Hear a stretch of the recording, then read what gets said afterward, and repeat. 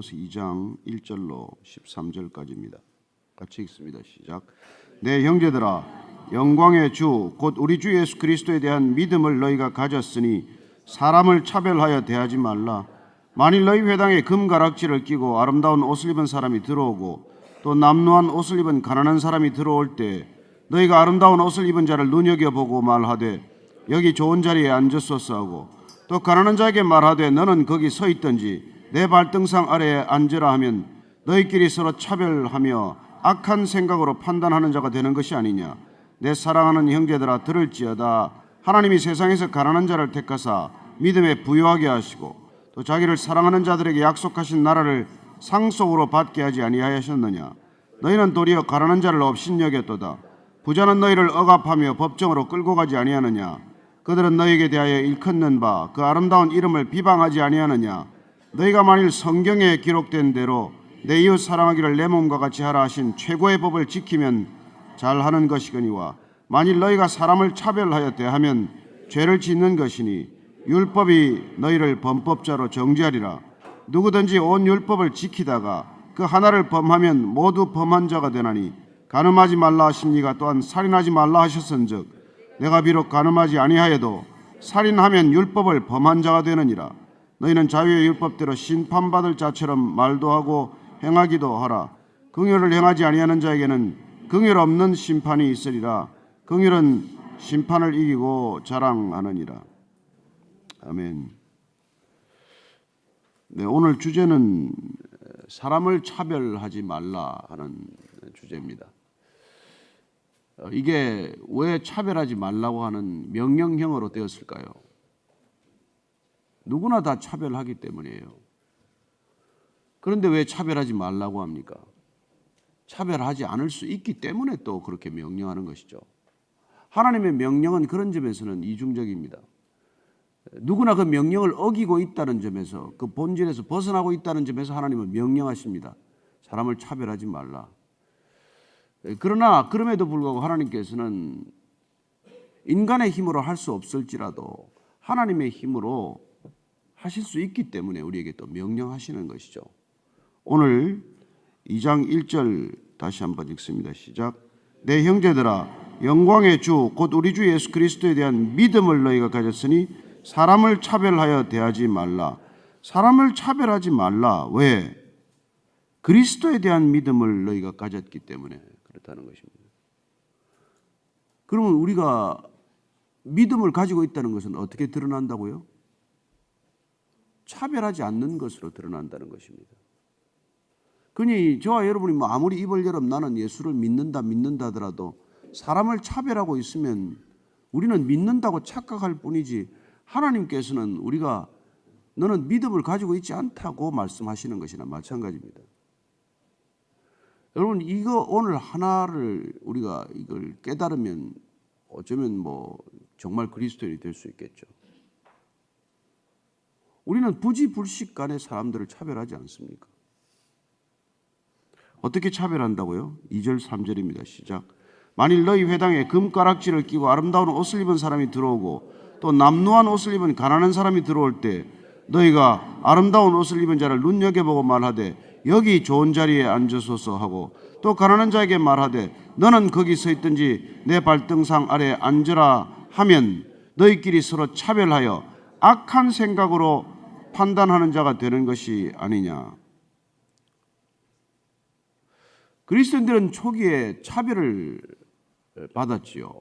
그리스도인이라는 이유 하나만으로 정말 엄청난 차별을 받았습니다. 그렇게 차별을 받는 그들끼리 모여서 예배를 드리면서 또 차별한 것이죠. 지금 야고보가 지금 그 현실에 대해서 말하고 있는 것입니다. 유대인들로부터 그리스도인이 되는 순간 말할 수 없는 차별을 받는 그들끼리 모여서 예배를 드린다고 앉아서 또 모여 있다가 누군가 아름다운 옷을 입고 부유한 사람이 들어오면 너는 상석에 앉아라. 이런 차별하는 모습을 보았기 때문에 사도 야고보가 지금 어떻게 보면 속에서 부글부글 끓어올라서 이런 얘기하는 거 아니겠어요? 차별받는 그들이, 세상으로부터 손가락질 받는 그들끼리 모여서 예배를 드린다면서 또 차별하다니, 이게 지금 이 말의 뒤에 숨어 있는 어떤 그런 감정인 것이죠. 너희끼리 서로 차별해서 또 악한 생각으로 판단하고 있다면 그야말로 죄 짓는 거라는 것이죠. 죄 중에 죄 짓는 거라고 말합니다.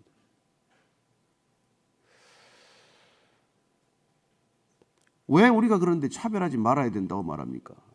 그리스도에 대한 믿음을 가졌다. 이게 지금 중요합니다. 이건 우리가 참 이 나라가 이상한 방향으로 가고 있는데 무슨 인권이 자유니 하지만은 인권이나 자유 개념이 어디서 나왔겠어요? 평등 개념이 어디서 나왔습니까? 인권은 진보적 개념이 아니에요.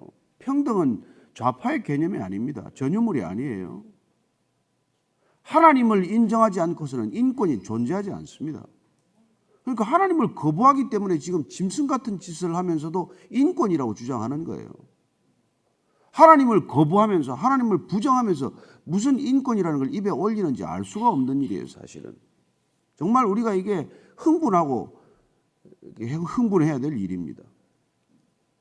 그렇지 않습니까? 짐승처럼 살면서 인권을 주장하는 사람들을 보면 기가 막힌 일이죠. 내가 마음대로 짐승이 될 자유를 허락해 달라. 인간의 이름으로. 이게 무슨 말이에요? 참 세상이 참 묘하게 가고 있는데 하나님께서 우리를 하나님의 형상으로 지으셨습니다. 믿으십니까? 그래서 인간 안에만 하나님의 모양과 형상이 나타나 있습니다.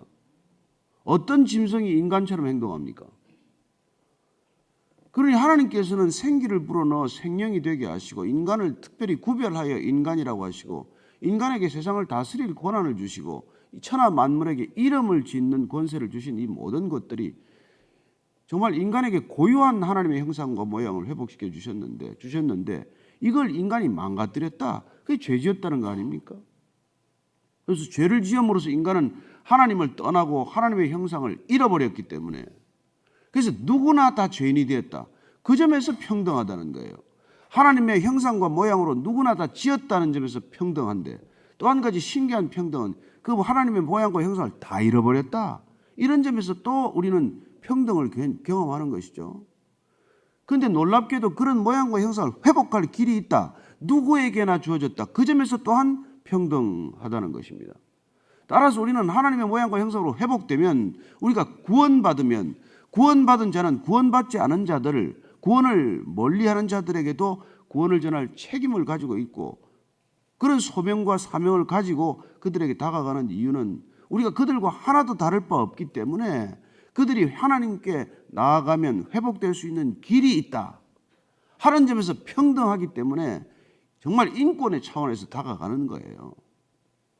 복음을 전하는 것이야말로 가장 큰 인권을 사실 세우는 확립하는 길이고 인간을 신적인 지위로 올리는 것보다 더 큰 인권이 어디 있어요? 인간에게 하나님의 형상을 회복하도록 하는 것보다 더 큰 인권의 가치가 어디 있냐고요. 그래서 그런 사람들에게 이 인간의 권리가 지극히 회복될 수 있다는 것을 알리기 위해서 누구에게나 평등하게 다가간단 말이에요. 그래서 주님께서는 만인에게 다가가라고 말하는 거예요. 만인에게. 너 좋아하는 사람에게만 가라는 게 아니고 너 코드 맞는 사람끼리 모여서 정치하듯 그렇게 하라는 게 아니지 않습니까? 그래서 그야말로 진정한 그리스도인이 된다. 믿음을 가진다는 거야말로 사람을 차별하지 않는 유일한 근거가 된단 말이에요. 어떤 인간이 지금까지 어떤 이념이나 어떤 것들이 차별하지 않는 게 있습니까? 모든 이념은 차별적 근거를 가지고 있어요. 자본주의건 공산주의건 사회주의건 사회민주주의건 이념적 가치로 접근하는 것이 아니라 우리가 정말 복음적 가치로 접근할 때 만약 우리는 진정한 인권과 진정한 평등을 얘기할 수 있는 것이죠. 아니 뭐 가진 자가 뺏어가지고 나눠주는 게 평등입니까? 그건 정치적인 이념이죠. 자, 우리 5절 6절 한번 읽어보십시다. 시작. 내 사랑하는 형제들아 들을지어다. 하나님이 세상에서 가난한 자를 택하사 믿음에 부요하게 하시고 또 자기를 사랑하는 자들에게 약속하신 나라를 상속으로 받게 하지 아니하였느냐. 사랑하는 형제들아 들어라. 제발 좀 들어보라. 하나님이 세상에서는 너희들은 가난한 자를 차별하고 옷 좀 잘 입고 오면은 그냥 금방 그 사람을 대접하고 볼품 없고 겉모양이 허접하면 그 사람 당장 무시하지만은 그러나 하나님께서는 세상에서 가난한 자를 택하서 믿음에 부여하게 하셨다. 그래서 이 야고보는 형이 참 예수님이 하신 말씀을 이렇게 참 기억을 잘하고 있어요. 무슨 말입니까? 가난한 자를 택했다. 심령이 가난한 자는 복이 있나니 천국이 저희 것입니다. 이런 말들을 하나하나 놓치지 않고 다 기억하고 있는 데서 나오는 그런 말씀이라는 것을 알게 됩니다. 하나님 나라를 상속받게 돼요. 가난한 자들에게 하나님의 나라를 천국을 주셨다는 거예요. 부자들에게 천국 없어도 뭐 이 땅에서 잘 사는데 무슨 나라가 필요하겠어요? 그리고 너희는 도리어 가난한 자를 업신여겼도다. 부자는 너희를 억압하며 법정으로 끌고 가지 아니하느냐. 그러니까 부자들 좋아하지 말라는 거예요. 너희들 억압하며 법정으로 끌고 가는 사람들이 부자라고 말합니다. 가난한 자를 업신여기고. 참 우리가 뭐 살아보면서 우리가 참 말 안 하고 살아서 그렇지 돈 좀 생기면 사람이 금방 걸음걸이도 달라지고 표정도 달라지고 무슨 얼굴도 달라지고 별의별 이게 못 볼 모습들을 보이지 않습니까? 그래서 우리가 정말 좋은 신앙을 가졌다, 믿음을 가졌다는 게 뭐겠어요? 정말 차별하지 않는 마음, 분별하지 않는 게 아니에요. 우리 분별해야 하죠. 그러나 우리가 날씨를 분별하고 야, 비 오는 날씨는 나쁜 날씨야, 눈이 오는 날씨는 좋은 날씨야 이렇게 말하지 않지 않습니까? 기온이 떨어지면 뭐 기온이 28도 이하는 좋은 날씨고 28도 이상이면 나쁜 날씨다 이렇게 말하지 않는단 말이에요. 우리는 살아가면서 구별하고 분별하는 지혜를 가지지만은 차별을 하는 그건 이건 죄라고 말하는 거예요. 차별하는 것은. 자, 또 한 가지는 또 뭡니까? 우리 차별하지 말아야 될 건 우리 다 죄인인데 구원받은 게 우리에게 비롯된 겁니까? 우리는 값 없이 구원받았단 말이에요. 어쩌면 차별할 수 있는 상황에서 하나님이 차별하지 않고 우리를 받아주셨기 때문에 우리가 차별적 근거를 떠나서 주님께서 우리를 대접해 주셨는데 그런 대접을 받은 자들이 어떻게 다른 사람을 차별할 수 있냐? 근데 이게 말처럼 쉽습니까? 우리는 체질적으로 뼛속 깊이 차별하는데. 제가 보니까 여러분들 중에 몇몇 사람들은 내가 설교만 안 해도 안 오는데 목사를 차별해도 보통 차별하는 게 아닌데 큰 교회 목사, 작은 교회 목사를 얼마나 차별하는데 교회에서 목사는 전도사를 얼마나 차별하는데 담임 목사는 부목사를 얼마나 차별하는데 이런 짓을 우리가 하고 살면서 무슨 성경을 얘기하겠어요?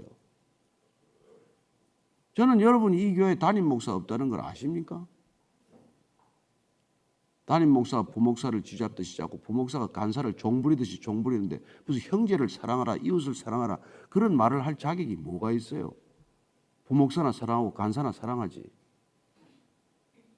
그래서 우리가 정말 이게 무슨 입으로 무슨 말을 한들 삶이 뒤따르지 않으면은 그건 그리스도로 인한 믿음이 아니다. 이게 세상이 보는 관점이에요.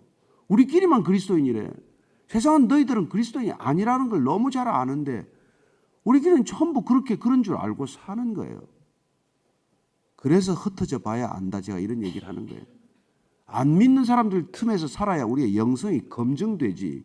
우리끼리 모여서 맨날 종교성만 가지고 따지는 거예요. 누가 새벽 예배 일찍 많이 나오나, 누가 기도를 오래 하고 있나, 누가 성경을 몇 번 읽었나, 이런 걸 가지고 그리스도인 됨을 따지고 앉아있다 이 말이에요. 삶은 하나도 뒷받침이 안 되는데 우리끼리도 차별을 하고 앉아있는데 말할 것 없죠. 설교하는 니나 잘해라. 사실 그런 마음들이에요. 사실 세상 사람들은 다 그런 거예요.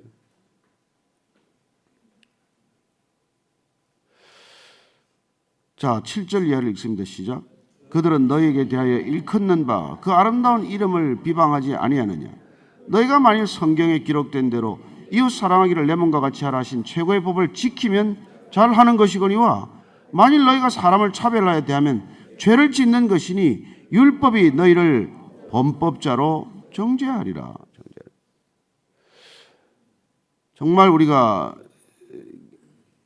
산상수훈, 예수님의 첫 설교, 마지막 결론이 뭡니까? 우리가 황금률이다. 기독교의 황금률이다. 말하는 게 뭐예요? 너희가 대접받고 싶은 대로 먼저 남을 대접하라. 기독교의 사랑의 최고봉은 뭡니까? 원수도 차별하지 말고 사랑하래요. 그야말로 우리는 이 기준에 미칠래야 미칠 수가 없는 사람들이죠. 큰아들 작은아들도 차별하는 우리가 무슨 원수까지 덜먹이다니 이게 말이나 됩니까? 그래서 우리가 정말 믿음이 왔다.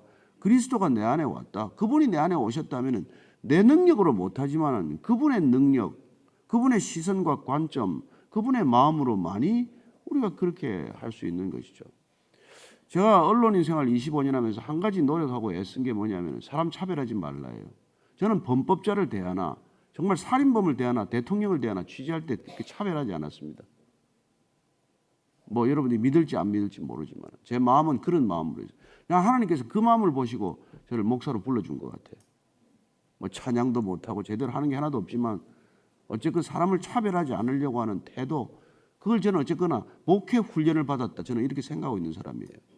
네.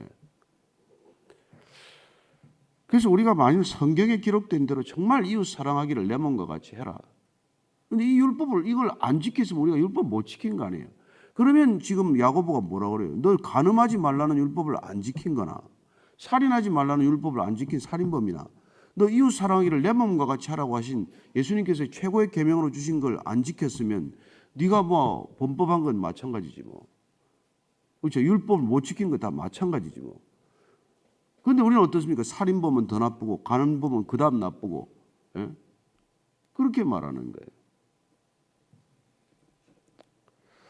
근데 이 뭐라 그럽니까? 10절 이하를 보십시오. 시작. 누구든지 온 율법을 지키다가 그 하나를 범하면 모두 범한 자가 되나니 간음하지 말라 하시니가 또한 살인하지 말라 하셨은즉 내가 비록 간음하지 아니하여도 살인하면 율법을 범한 자가 되느니라.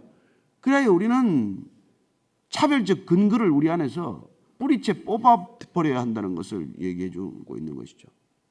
네가 만약에 그렇게 사람들을 차별하지 말고 사랑하라고 하신 그 하나님의 마지막 계명, 예수 그리스도의 계명 하나를 제대로 못 지키고 있으면 율법 전체를 하나도 못 지키는 거나 마찬가지다. 모든 율법을 범한 거나 마찬가지다. 예수님께서 내가 새 계명을 주노니 너희는 서로 사랑하라. 그렇게 말씀하셨는데 그렇게 내 몸과 같이 사랑하라고 하는 이 계명을 우리가 실천치 못하고 사람을 차별하기를 밥 먹듯 우리는 눈만 뜨면 차별하고 사는 것이죠. 근데 그게 우리가 안 하려고 해서 안 하는 게 되는 일이 아니라 우리 안에 그분의 사랑이 정말 차고 넘칠 때만 되는 것이죠. 정말 부모가 좋은 부모가 누굽니까? 말은 그렇게 하죠. 10손가락 깨물어 안 아픈 손가락이 어디 있느냐. 근데 모든 가족의 문제는 뭐예요? 자녀들을 차별하다가 생긴 일 아닙니까? 솔직히 말하면. 아니 성경에도 다 야곱과 에서 차별하다가 생긴 일이고 다 다윗도 자식들 차별하다가 생긴 일이고 모든 일들이 다 차별에서 비롯된 거 아니에요. 그러니까 우리가 이 사회를 회복하는 길, 그건 그리스도의 사랑으로 차별하지 않는 것 말고 무슨 해결책이 있습니까? 다 차별 때문에 생긴 일인데. 그래서 우리가 차별하지 않는 그런 공동체를 만드는 것, 이게 우리가 그리스도 공동체의 정말 유일한 목적이에요. 서로 사랑하는 공동체를 만들어서 차별하지 않는 것. 그래서 제가 어떤 교회 그 장로님이 말이죠. 정말 입이 무거워요. 한마디 하질 않아. 이제 이 장로님이 근데 워낙 헌금을 많이 해가지고 교회 재정의 절반 이상을 헌금하는 분이에요. 그런데도 말 한마디를 안 하는 거예요. 근데 이제 누가 이렇게 부탁을 했어요. 이렇게 장로님 목사님한테 얘기하셔서 이게 좀 들어달라고 부탁 좀 들어달라고 이렇게 해주세요. 그런데 그 장로님이 그렇게 말했대요. 저는 말 못합니다. 제가 목사님한테 어떻게 그런 부탁을 합니까? 그랬더니 아니 헌금도 많이 하시고 장로님 이 교회에서 실세라는 거 다 아는데 그게 뭐 어렵다고 부탁을 하느냐 그랬더니 그 장로님이 유명한 말을 했대요. 돈을 많이 내든지 말을 많이 하든지 둘 중에 하나만 하세요. 둘 다 하지 말라 그랬대요. 그분은 돈을 많이 낸다고 성도를 한 사람도 차별하는 사람이 아니에요. 자기가 헌금한다고 해서. 헌금 안 하는 사람이 차별하지. 제대로 정말 그 믿음을 가진 사람들은 교회 와서 입도 뻥긋하지 않아요. 뭘 입을 뻥긋할 이유가 있어요. 그런데 그게 늘 마음 가운데 차별이 가득한 사람이 결국 뭐예요? 불평이 많아. 남을 차별하는 사람은 자기 차별을 못 견딥니다. 그리스도인이란 세상에서 차별받는 사람이에요. 초대교회 사람들은. 초대교회 사람들은 어디를 가나 차별받았어요. 그리스도인이란 이유로. 그런데 그 차별받는 사람이 와서 남은 절대 차별하지 않는 것, 이게 그리스도인의 참된 정체성이에요. 제가 옛날에 집에 제 어머님한테도 야단 맞고 아내한테도 잔소리 듣는 것 중에 하나가, 밖에 나가서 말이지 무슨 제대로 사람 구실도 못하고 와가지고 집에 와서 큰 소리 땡땡 치는 걸 그 꼴을 못 본다고 그랬거든요. 그러니까 우리가 밖에서는 차별을 받고 오더라도 집에 들어오면 차별하지 없는 그런 하나님의 공동체를 경험하듯이 우리가 세상에서는 날마다 차별을 경험하고 살 수밖에 없죠. 그러나 교회라는 공동체를 이루었을 때는 적어도 그런 차별은 존재하지 않아야 한다는 것이죠. 여러분, 이 교회에 무슨 섬김이가 누군지 아십니까? 무슨 재정을 담당하는 사람이 누군지 아십니까? 우리가 그런 것 때문에 이 교회에 무슨 질서가 무슨 흐트러지거나 위계 질서가 생겼거나 하는 게 있습니까? 저는 정말 하나님 한 분으로 바른 믿음으로 살아가는 공동체는 그야말로 평등한 공동체라고 믿습니다. 우리가 아침에 떡 나눠줄 때 여기 우리 교적부에 안으로 사람을 떡 가져가지 마세요. 그런 얘기 한 적 있습니까? 여기 등록 교인이 아니면 저 앞에 나가다가 커피 마시지 마세요. 헌금 한 달에 10만 원 이하로 한 사람은 손대지 마세요. 그런 얘기 한 적이 있습니까? 그런 평등을 여러분 경험한 적이 있습니까? 교회마다 다 커피 팔고 있습니다. 적어도 1,000원이라도 받아요. 이 교회 세우고 나서 단 한 번도 커피값 받은 적 없습니다. 누구에게든지. 저는 하나님께서 베풀어 주신 은혜로 사는 사람들은 그 은혜 공동체 질서야말로 평등이라고 믿는 사람이에요. 예. 제가 여러분들보다 설교를 더 한다고 내가 커피를 2잔 더 먹은 것도 아니고, 하는 자나 듣는 자나 우리는 다 그리스도 앞에서 형제예요. 자매요. 믿으십니까? 우리는 그런 마음을, 적어도 그 경험을 여기서 쌓지 않으면, 그런 천국을 경험하지 않으면 죽어서 천국 못 가는 거예요. 천국 우리가 살던 곳이 그냥 그대로 연장되는 곳이지 안 살아보는 곳을 가는 게 아닙니다. 그래서 여기 임한 하나님의 나라를 경험하시게 되기를 축복합니다. 그리고 그런 삶을 결단하셔야 하는 것이죠. 12절 13절 읽고 마칩니다. 시작. 너희는 자유의 율법대로 심판받을 자처럼 말도 하고 행하기도 하라. 긍휼을 행하지 아니하는 자에게는 긍휼 없는 심판이 있으리라. 긍휼은 심판을 이기고 자랑하느니라. 긍휼을 베푸는 자예요. 여러분, 긍휼한 마음을 잃지 않게 되기를 바랍니다. 우리는 긍휼을 입은 자들입니다. 긍휼함을 받은 사람들입니다. 받은 사람은 받은 사람답게 베풀며 살아야지요. 우리는 긍휼을 베품을 받았기 때문에 긍휼함을 놓치지 않는 사람이 되는 것입니다. 우리는 1만 달란트 탕감 받았기 때문에 100데나리온 따지지 않는 사람이 되는 것이죠. 우리는 너무 큰 긍휼을 입었기 때문에 작은 긍휼을 베푸는데 신경 쓰지 않고 베풀 수 있을 줄로 믿습니다. 저는 이 교회가 세상을 이기는 힘입니다. 여러분, 교회만이 세상을 이깁니다.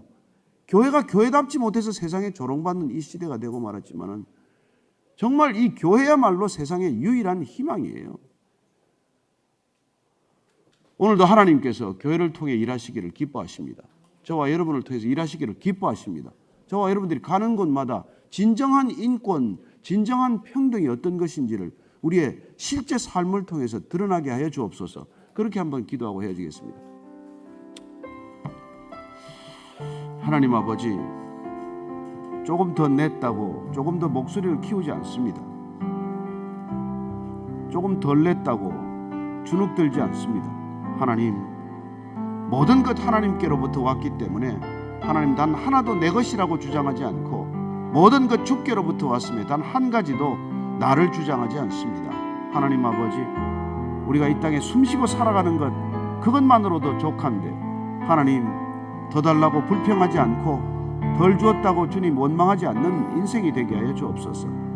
더 가졌거나 덜 가졌거나 제 것 가지고 사는 것 아니오매 하나님 아버지, 가진 자 앞에서 주눅들지 않게 하시고 갖지 못한 자 앞에서 우쭐대지 않게 하여 주옵소서. 정말 주님, 주께서 우리를 평등하게 만드셨습니다. 하나님의 형상대로 모양대로 지었습니다. 우리가 보기에 좋은 것, 우리의 보기에 싫은 것 가지고 기준 삼지 않게 하여 주옵소서. 하나님은 차별하지 않으십니다. 하나님을 만난 사람도 차별하지 않습니다. 주님, 제대로 하나님 만났다면 사람 차별하지 않게 하여 주옵소서. 주님, 붙들어 주옵소서. 하나님, 참 어렵습니다. 참 힘든 말씀입니다. 구별하고 분별하되 차별하지 않는다는 것 참으로 어렵습니다. 이 세상이 모든 기준을 놓쳐버리고 하나님의 기준을 거부하는 이 세상 가운데서 정말 그들과도 섞여 살아가야 한다는 것 얼마나 큰 고통인지 주님 아십니다. 그리하여 주님, 저들을 원망하지 않게 도와주시고 주님께서 차고 넘치는 은혜와 사랑을 날마다 물붓듯 폭포수 붓듯 쏟아 부어주셔서 하나님, 이 차별로 가득 찬 세상, 차별하지 않고 살아갈 수 있는 능력의 사람, 참된 믿음의 사람 되게 하여 주옵소서.